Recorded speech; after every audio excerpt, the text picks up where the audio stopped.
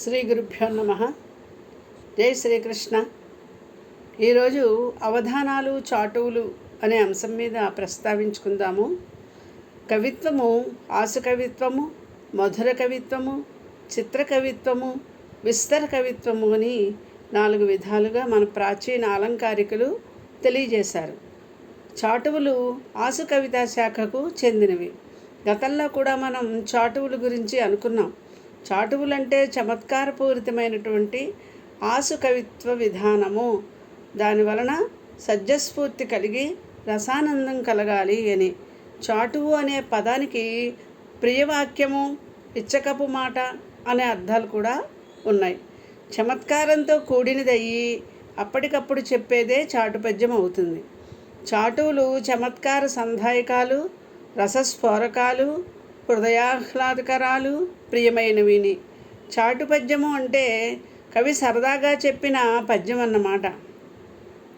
కవులు ఒక భోగి చేత సత్కరింపబడినప్పుడో, ఒక లోభి చేత చేత్కరింపబడినప్పుడో, అందమైన దృశ్యం కనిపించినప్పుడో, డెందము గాయపడినప్పుడో, అనిష్టం కలిగినప్పుడో, లాస్యం చేస్తున్నప్పుడో, వారి మానసికమైనటువంటి విధానాన్ని బట్టి అప్పటికప్పుడు ఆసువుగా చెప్పే పద్యము చాటు పద్యం. ఇది చిత్రంగా అనేక వృత్తాలలో జోతకం అవుతూ ఉంటుంది. ఛందో రూపంలో జుమ్మని చిమ్ముకొని వచ్చే కవితా రూపాలే చాటు పద్యాలు. అటువంటి చాటు పద్యాలలో గతంలో మనం కొన్ని చెప్పుకున్నాము. ఈరోజు మరలా ఇంకొక 2 పద్యాలు అనుసంధానం చేసుకోబోతున్నాం. ఈరోజు మహాసహస్రావధాని గారు డాక్టర్ గరికపాటి నరసింహారావు గారు చెప్పిన కొన్ని ఆసు పద్యాలని, చాటు మనోహర పద్యాలని చెప్పుకుంటాం. ఇది ఎలాగంటే, తిరుపతి వెంకట కవులు తమ అవధానాల గురించి చెప్తూ ఏనుగు నెక్కినాము ధరణీసుల చూచినామని ఒక పద్యం చెప్పారు. అదేవిధంగా ఆధునిక కాలంలో అత్యద్భుతంగా తమ అవధానాల్లో చమత్కారపూరితంగా ఆసు పద్యాలను చెప్పేటువంటి మహాసహస్రావధాని డాక్టర్ గరికపాటి వారు ఈ విధంగా చెప్తున్నారనే పద్యానికి అనుకరణగా, జీపుల నెక్కినాము ధన జీవులు మ్రొక్కగా నెక్కినాము, వాగ్దీవము చూపినాము గడితేరిన మేటి వధాన విద్యలో, టాపును లేపినాము ధడఢామ్మని పేలడి ఆసు విద్యలో, ఓపిక మేరలోకములనూపితి నీవలనన్ సరస్వతి. ఇందులో టాపుల లేపినాము అనేది అచ్చ తెలుగు మనం ఇప్పుడు ఎక్కువగా ఉపయోగిస్తున్నటువంటి ఆధునిక కాలంలో ఒక నుడికారం అన్నమాట. వీరి కవిత్వంలో ఎక్కువగా చమత్కారం భాషిస్తూ ఉంటుంది. మిరపకాయ బజ్జీల మీద ఆయన చక్కగా ఒక మనోహరమైన పద్యం చెప్పారు. ఎందుకంటే సాయంకాలం పూట మిరపకాయ బజ్జీలు తినేటువంటి ఇష్టం ఉన్నవాళ్ళు, మిరపకాయ బజ్జీ అంటే ప్రాణం పెట్టేవాళ్ళు చాలామంది మన ఆంధ్రుల్లో ఉన్నారు. ఈ పద్యం చదివితే మనకి ఆ రుచి అంతా కూడా మరలా గోచరం అవుతుంది.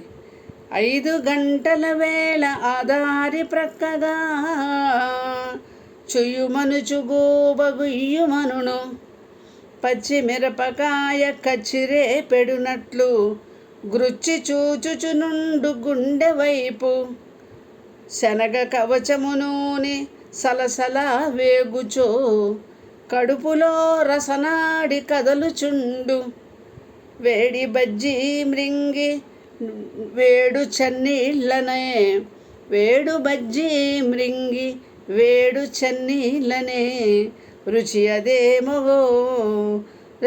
అదేమో దాని రూపమేమో, ధనము వెచ్చించి కన్నీళ్లు కొనగజేయు, మిరప బజ్జీల రుచి నేను మరువలేను, 1 2 మంచిదే, ఎక్కువైన సచిన్ టెండూల్కరుడు మాకు సాటిరాడు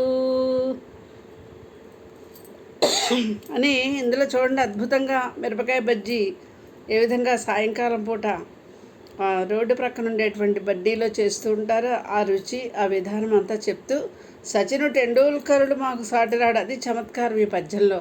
అంటే ఈ బజ్జీలు ఒకటో రెండో తింటే పర్వాలేదు, కానీ అంతకంటే ఎక్కువ తింటే కనుక సచిన్ టెండూల్కర్ క్రికెట్లో సెంచరీలు చేయొచ్చు, కానీ మనము అనారోగ్యంతో సెంచరీలు చేయాల్సిన అంటే కొంచెం మోషన్స్ అవి అవుతాయని ఒక చమత్కారం అనమాట. ఇక్కడ ధ్వనితో కూడినటువంటి హాస్యాన్ని మేడవించారు డాక్టర్ గరికపాటి వారు. అలాగే ఒకప్పుడు ఎప్పుడు కూడా ఆంధ్ర రాష్ట్రంలో, ప్రపంచంలో, దేశంలో ఎక్కడా కూడా మద్య నిషేధం చేయాలని ఉద్యమం జరుగుతూ ఉంటుంది. మద్య నిషేధం అనే ఉద్యమాలు జరుగుతూ ఉంటాయి. మద్యపానాలు మామూలుగానే అవి కూడా కొనసాగుతూ ఉంటాయి. అటువంటప్పుడు మద్య నిషేధం మీద డాక్టర్ నాగఫణి శర్మ గారు చెప్పిన పద్యం మనం అనుసంధానం చేసుకుందాం. మద్య నిషేధం మీద ఒక పద్యం చెప్పమని అడిగితే శర్మగారు ఇలా చెప్తున్నారు: మన ఆంధ్ర రాష్ట్రంలో తూగెడు వాడు లేడు, మద్యం తాగి తిరిగేవాడు ఎవడు లేడు.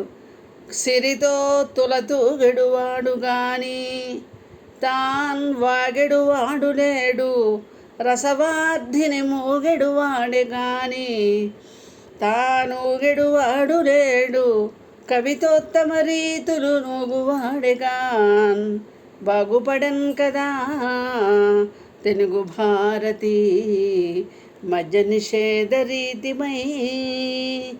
అంచేత ఊగేవాళ్ళు, తూగేవాళ్ళు, వాగేవాళ్ళు లేరు. అందరూ ఉత్తమమైనటువంటి కవితోత్తమ రీతులలో ఊగుతూ ఉంటారు, కవిత్వంలో మునిగి ఆ రసానందంలో మునిగి తేలుతున్నారు అని మద్య నిషేధం గురించి చెప్పారు. అలాగే మన రాష్ట్రంలో మద్య నిషేధం జరగాలని ఆకాంక్షిద్దాం. స్వస్తి.